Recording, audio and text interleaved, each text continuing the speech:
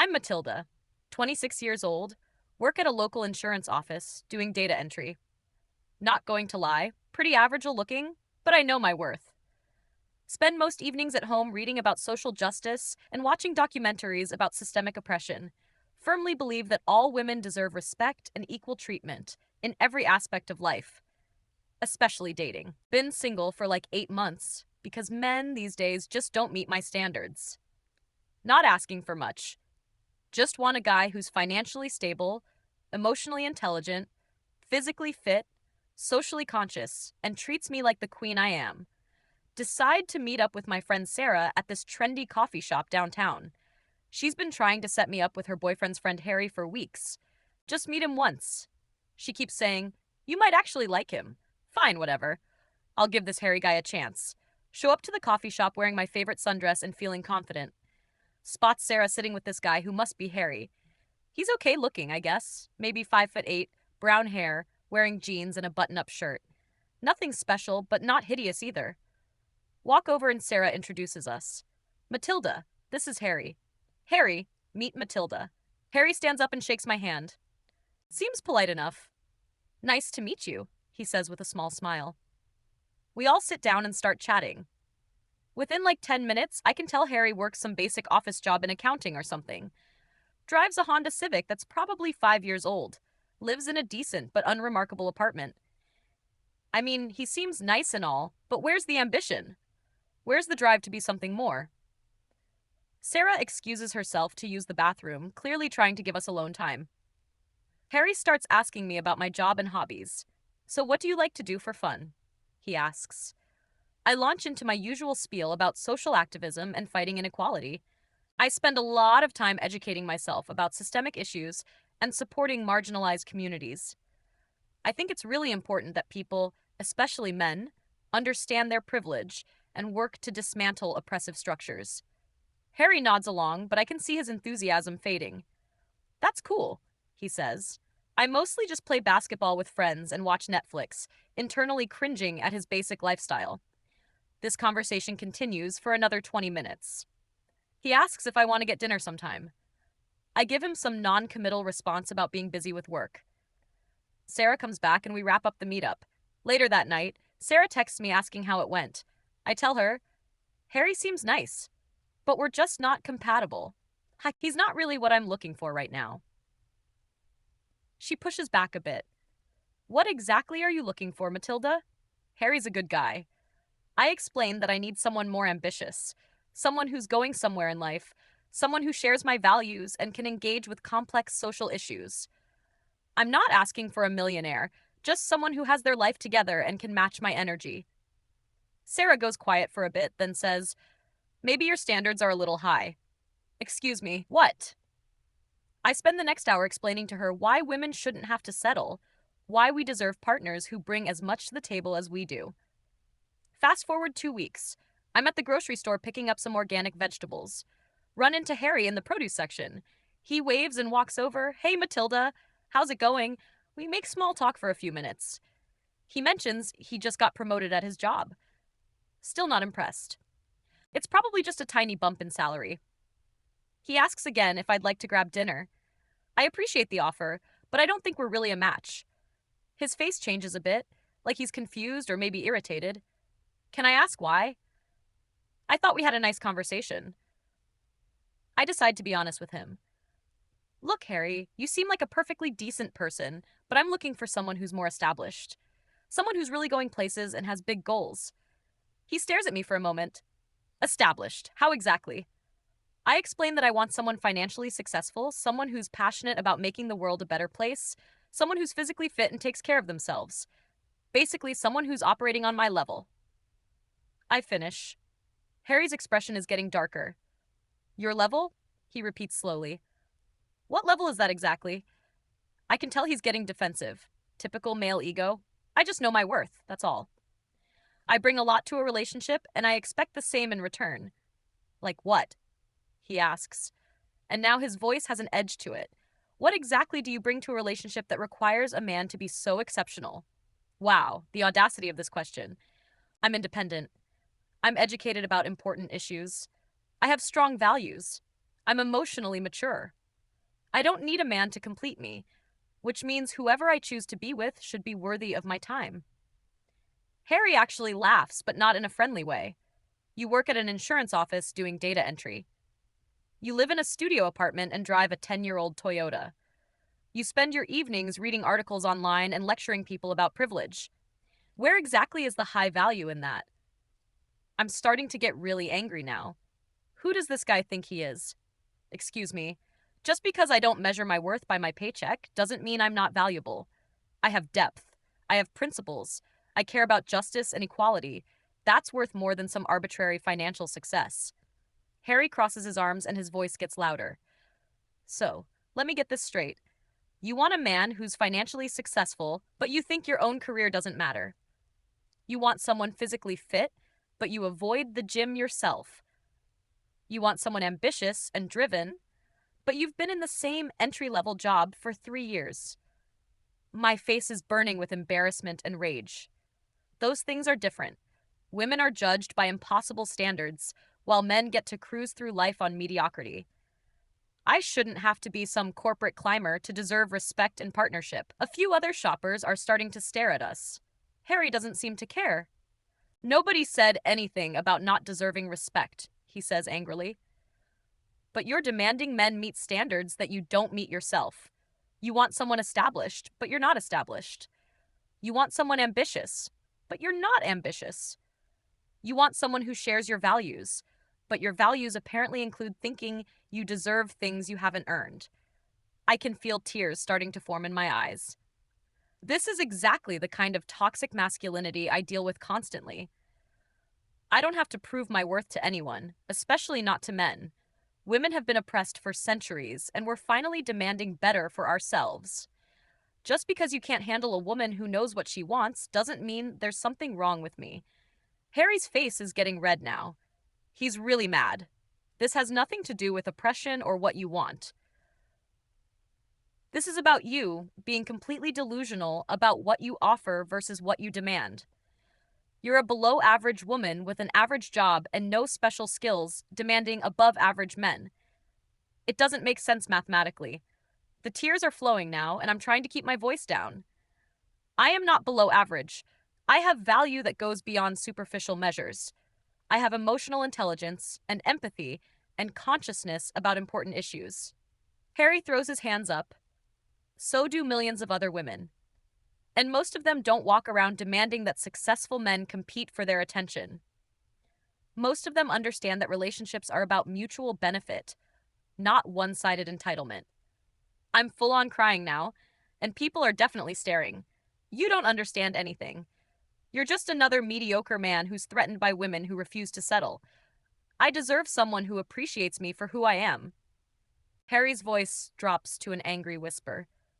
You deserve exactly what you bring to the table, which based on this conversation isn't much. You're not special, Matilda. You're not unique or exceptional or particularly valuable in the dating market. You're just another average woman who's been told she's a princess her whole life. And now reality is hitting, and you can't handle it. I grab my basket and start walking away as fast as I can. You're an I. Yell back at him. Drive home sobbing. Spend the rest of the evening researching articles about toxic masculinity and male fragility. Text Sarah about what happened. She's surprisingly unsympathetic. Maybe he had a point, Matilda. Maybe you should think about what you actually want versus what's realistic. Even my own friends are turning against me. Decide to take a break from dating apps and focus on self-improvement. But not the kind Harry was talking about. The real kind, like reading more feminist theory and attending local activist meetings. A few weeks later, I'm at a bookstore browsing the social justice section. Overhear two guys talking near the philosophy books. One of them is Harry. My heart starts racing, but I try to listen to their conversation. I just don't understand how someone can be that disconnected from reality. Harry is saying, she literally told me she deserves successful men because she's emotionally mature. Meanwhile, she's crying in a grocery store because someone pointed out her hypocrisy. The other guy laughs. Sounds like you dodged a bullet, man. These days, every woman thinks she's a catch just for existing, but they want men to prove their worth in every possible way. I'm shaking with anger as I listen.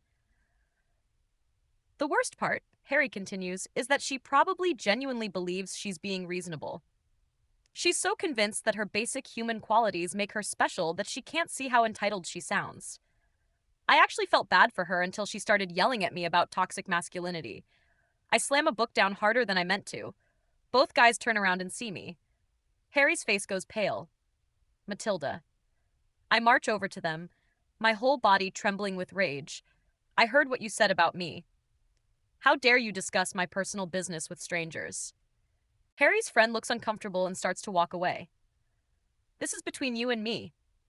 I say to Harry, you had no right to make me sound like some crazy person. Harry sigh heavily.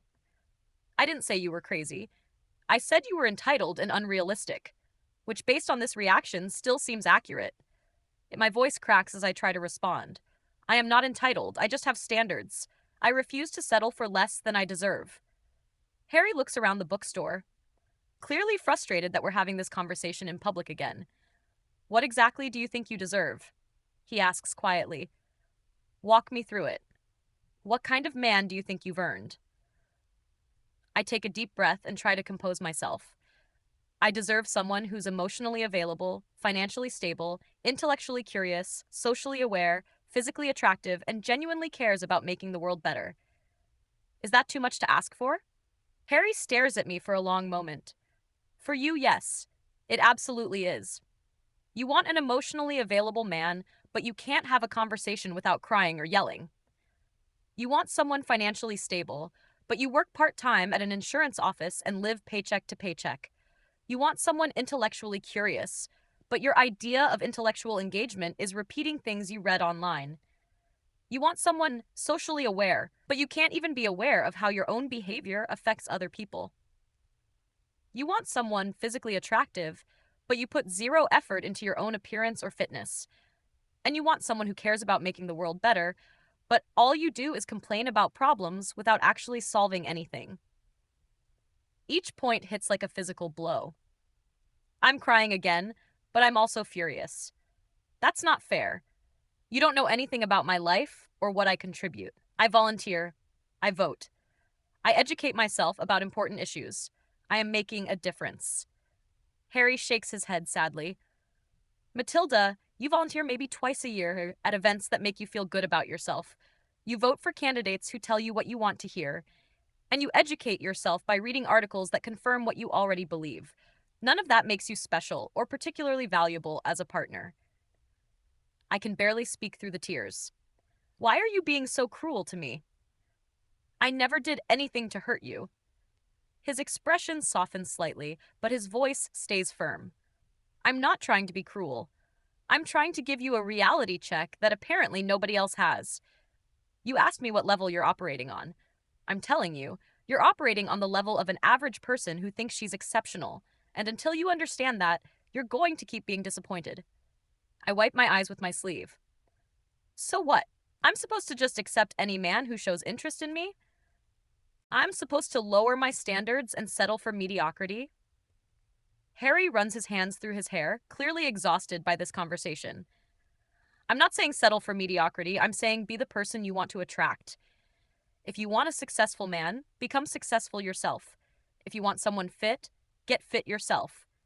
If you want someone ambitious, develop some ambitions beyond complaining about inequality. But don't demand that men be everything you're not and then get mad when they expect something in return. The logic of what he's saying is starting to penetrate through my anger. But it feels wrong, like I'm betraying everything I believe about self-worth and female empowerment. That's not how it should work, I whisper. Women shouldn't have to prove themselves to be worthy of love and respect. Harry's voice gets gentle for the first time. Matilda, love and respect are different from romantic partnership. Everyone deserves basic human dignity regardless of their accomplishments. But romantic partnerships are transactions. Both people need to bring value, and the value you bring has to match what you're asking for. That's not oppression. That's just how it works. I stare at him through my tears. Everything I've believed about dating and relationships is being challenged, but I'm not ready to accept it. I need to go, I manage to say. Harry nods. Take care of yourself, Matilda. I mean that. I practically run out of the bookstore. Spend the drive home replaying every word of our conversation. By the time I get to my apartment, I'm oscillating between rage and something that might be self-doubt. Look around my small studio. Really look at it for the first time in months. It's messy. I haven't deep cleaned in weeks. My exercise bike is covered in laundry. My meal prep consists of frozen dinners and takeout containers. Sit down at my laptop and open my dating profiles. Really read through what I've written about myself. Looking for someone who's emotionally mature, financially independent, and shares my passion for social justice. I'm a strong, independent woman who knows what she wants. Not interested in hookups or games. Only serious men with ambition need apply. Scroll through the messages in my inbox. Dozens of guys who seemed perfectly nice, but who I dismissed because they weren't exceptional enough. Start to feel a sick recognition in my stomach. Spend the next several hours going down a rabbit hole of self-reflection. Look at my bank statements. I spend more money on coffee and online shopping than I save. Check my fitness tracker. I average about 2,000 steps per day. Review my work history. 3 years at the same entry-level position with no promotions or raises. Examine my social media.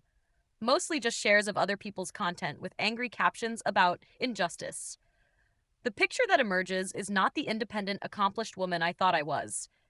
It's exactly what Harry described. An average person who convinced herself she was special. But accepting this feels like betraying every feminist principle I've ever held.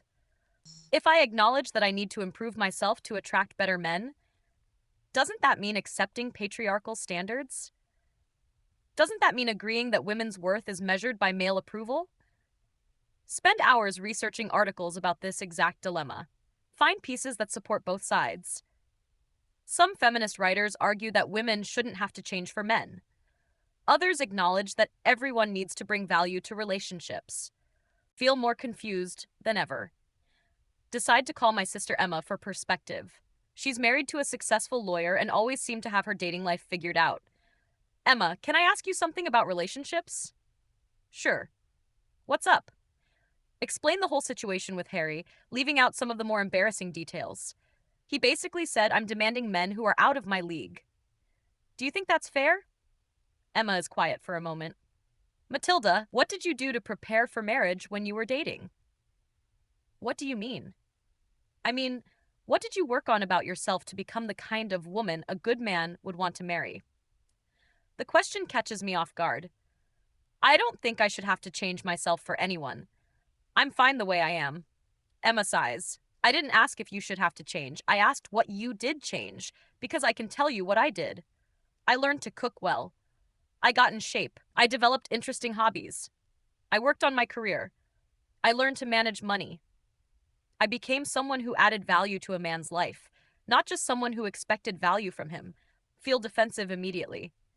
So you're saying women have to transform themselves to be worthy of male attention. That's exactly the kind of internalized misogyny that keeps us oppressed. Emma's voice gets firmer. Matilda, I'm saying that everyone, men and women, should work to become their best selves. My husband also worked on himself. He got fit. He advanced his career. He learned to be emotionally supportive. We both became people. The other wanted to be with. That's not oppression. That's just being a responsible adult. Hang up, feeling even more confused. The rational part of my brain knows Emma and Harry are probably right. But it feels so wrong to admit it. Like I'm letting down every woman who fought for our right to be accepted as we are. Decide to take a few days to process everything. Avoid dating apps and social media. Instead, focus on work and daily routines. But I can't stop thinking about what Harry said, especially the part about being an average woman who thinks she's exceptional. Start paying attention to my coworkers and how they talk about relationships. Notice that the ones in happy marriages all seem to have put effort into becoming attractive partners. They're in shape. They have interesting lives. They contribute financially to their households. Meanwhile, the single ones who complain about men all sound like me. Always talking about what they deserve rather than what they offer. Always frustrated that good men aren't interested. Always explaining away rejection as male inadequacy. This realization hits like a truck. I am exactly the stereotype I never thought I was. I am the woman who demands everything and offers little. I am entitled. Spend the evening crying, but for different reasons this time. Not because someone was mean to me, but because I finally see myself clearly. And it's not a pretty picture. The next morning, I make a list of everything I want in a partner, then make a list of what I actually bring to a relationship. The gap is enormous. I want a man who earns six figures. I earn $31,000. I want someone physically fit.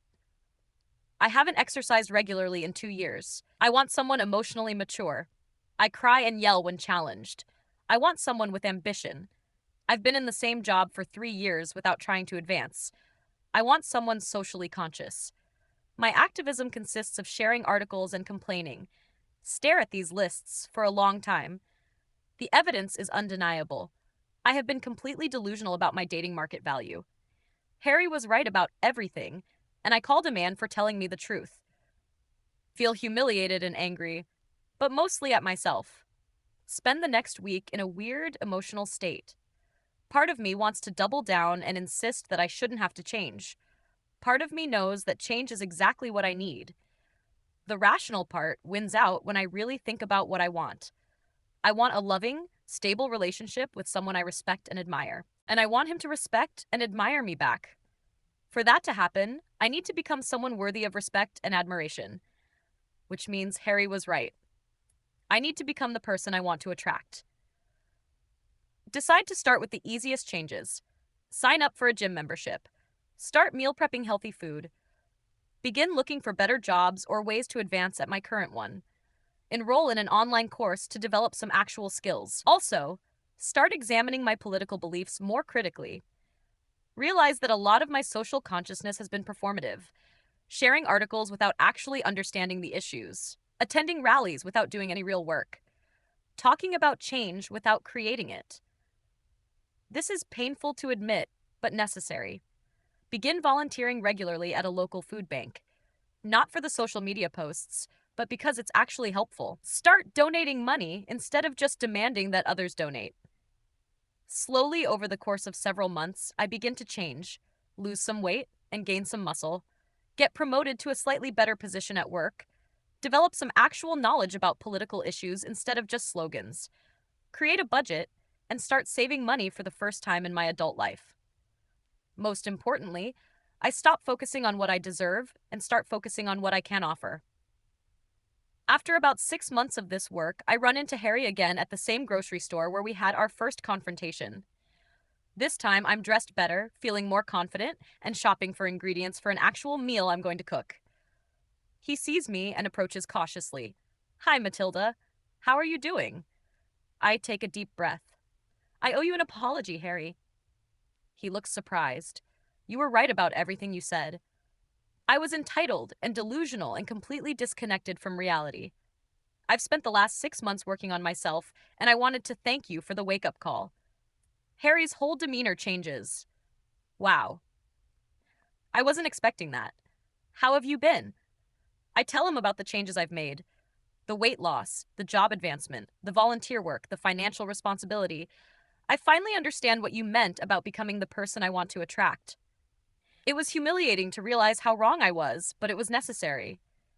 Harry smiles genuinely for the first time since I've known him. That's really impressive, Matilda. It takes a lot of courage to change like that. We talk for a few more minutes. He tells me about his own recent promotion and some volunteer coaching he started doing. The conversation is easy and pleasant in a way it never was before. When we're about to part ways, he hesitates. Would you maybe want to get coffee sometime just to catch up? I feel a flutter of excitement, but also caution. I'd like that, I say. But Harry, I want you to know I'm not the same person you met before. I'm still working on myself, and I probably always will be. But I finally understand that relationships are about mutual value, not just demands. He nods approvingly. That's all anyone can ask for. We exchange numbers and make plans for coffee the next weekend. As I drive home, I reflect on how much has changed. 6 months ago, I was an entitled woman demanding exceptional men while offering nothing exceptional myself. I was so convinced of my own specialness that I couldn't see my obvious flaws. I thought feminism meant never having to improve or compromise. Now I understand that real empowerment comes from becoming genuinely valuable, not just demanding value from others. Harry taught me one of the most important lessons of my adult life, and he did it by refusing to cuddle me or pretend my delusions were reasonable. I'm grateful for his honesty, even though it was painful to hear. Maybe especially because it was painful to hear. The truth usually is. If this confession kept you hooked, make sure to subscribe, like, and share. We share powerful true stories every day that explore the complex realities of life.